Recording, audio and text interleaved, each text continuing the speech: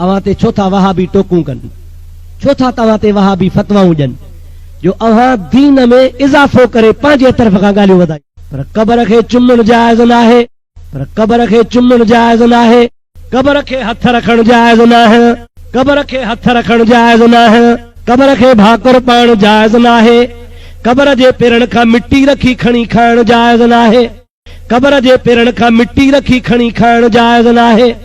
इहे वरी असां ॿाहिराड़ी वारनि जी पंहिंजा मसइला ठाहिया आहिनि, इहे वरी असां ॿाहिराड़ी वारनि जी पंहिंजा मसइला ठाहिया आहिनि।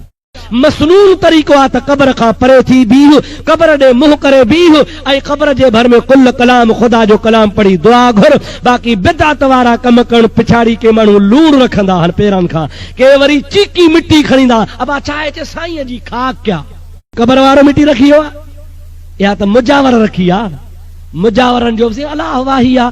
बस पीर मो नाहे आसमान जहिड़ा झंडा खणी खोड़ींदसि मथां। औलिया अल्लाह जे मज़ारुनि ते बिदअतूं न कयो, जाइज़ कम कयो। के किथे किथे वरी माण्हुनि पंहिंजे तरफ़ां रस्मूं ठाहे रखियूं आहिनि। बाबा हिन क़बर खे न जेको 7 चक्कर ॾींदो उनखे पुटु ॼमंदो। अवां ते छो था वहाबी टोकूं कनि, छो था तव्हां ते वहाबी फतवाऊं ॾियनि जो अवां दीन में इज़ाफ़ो करे पंहिंजे तरफ़ खां ॻाल्हियूं।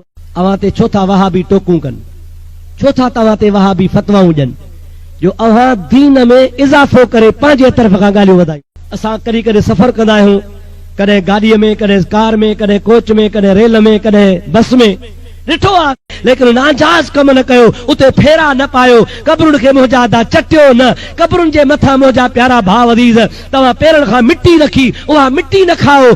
औलिया अल्लाह जे क़बरुनि जो एहतराम कयो। क़बरुनि जे मथां मुंहिंजा प्यारा दोस्त माण्हू आम तरह सां अहिड़ा ख़राब कम कनि था। आम तरह सां तव्हां ॿुधो हूंदो, पढ़ियो बि हूंदो अख़बारुनि में, अबा फलाणे बुज़ुर्ग जे क़बर खे मण अरक गुलाब सां तड़ु ॾिनो हुयो। इहो बि बिदअत आहे। बाक़ी जेके जा मण अरक गुलाब जो शीशा भरियो, क़बर बीठा धोवो, इहो कहिड़ी शरीयत आहे, कहिड़ो कानून आहे? कंहिं तव्हांखे ॾसियो आहे, कंहिं तव्हांखे ॾसियो आहे? ऐं मुंहिंजा प्यारा दोस्त नाजाइज़ कम न कया वञनि, दोस्त नाजाइज़ कम न कया वञनि।